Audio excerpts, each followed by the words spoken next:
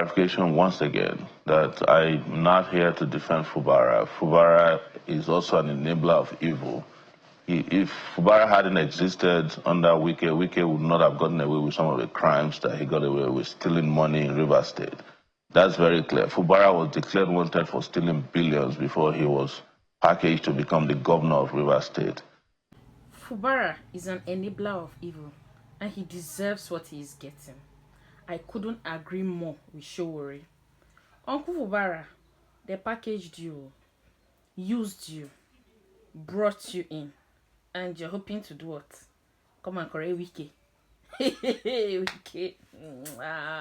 Sowore, you're the real G.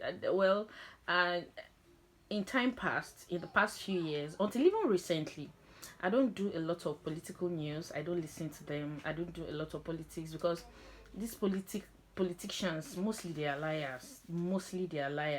I usually don't used to get involved with voting because at the time you see that you vote and then they just announce somebody else. I was most discouraged in the last presidential election because I advocated a lot and I kept telling people one thing: the same person that brought Buhari is now coming. If Buhari's regime was this terrible, I mean at that time, what do you think the person that brought Buhari's regime would be? So that should be enough reason for us not to do this thing. But a lot of persons, people came for me. I had to even block some persons. But the moment I saw in Baba and he said subsidy has been totally removed and people rushed to go and get fuel and filling station shut their door from people trying to sell at the new price. Everybody, in fact, the country turned upside down in just under 24 hours of him being sworn in. I went and unblocked all the people I blocked, and I was waiting for one of them to complain, and actually one complained on his status, and I referred him back to that other and said, remember when I sent videos saying this and what you said? Now, Sowore, don't come. Hi, Sowore, you're giving me joy. Fubara is actually an enabler of evil. He helped rig that election for River State that time. Oh yeah, Uncle, you will enjoy it all. Guys, please, after watching the Sowore video, because I'll be dropping it after now, do it, subscribe to my channel, hit the notification bell, and whenever the next gist comes, I'll definitely notify you. Cheers and have a nice day. See you in my next one. Oh yeah, over to Sowore. Guys, watch. We're just doing our job, just like you were doing your job. We're doing our job. Good, bad, and ugly is our job to report everybody. Report the event, right. Report the persons, cover as much as you can, which is what you did at a very, very high level before you left to pursue your ambition of being president. So let's begin to coast home on this particular issue. So in your view, two questions in one, if you can. What is the way forward? But that's one question on the conundrum we're seeing that is playing out in River State. At least a solution that can bring peace, because at the end of the day, we can argue about Wike, the FCT minister, the action of the president, whether Fubara was reckless, according to some people, or not. We can put up all that debate. What is important is the people of River State are the ones suffering right now. So in your books, where you sit, what is the way forward at the end of the day? Because solution is what everybody is speaking to right now. Yes, let me make a clarification once again that I'm not here to defend Fubara. Fubara is also an enabler of evil. If Fubara hadn't existed under Wike, Wike would not have gotten away with some of the crimes that he got away with, stealing money in River State.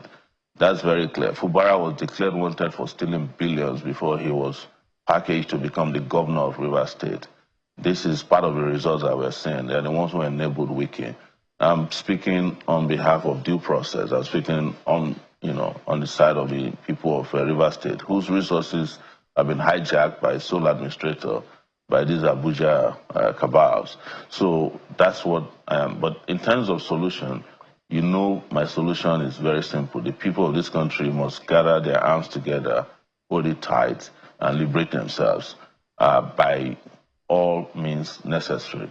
It is very clear that this will be going through these circles of, mismanagement of our resources, of our integrity, of oppression, if we don't do something about it. And probably that is why you noted that I've been very calm this morning, because maybe if I change my demeanor, more people can understand that I'm not just angry, but I want this country to really, really prosper and be peaceful and make progress, just like even some of our small African countries are doing.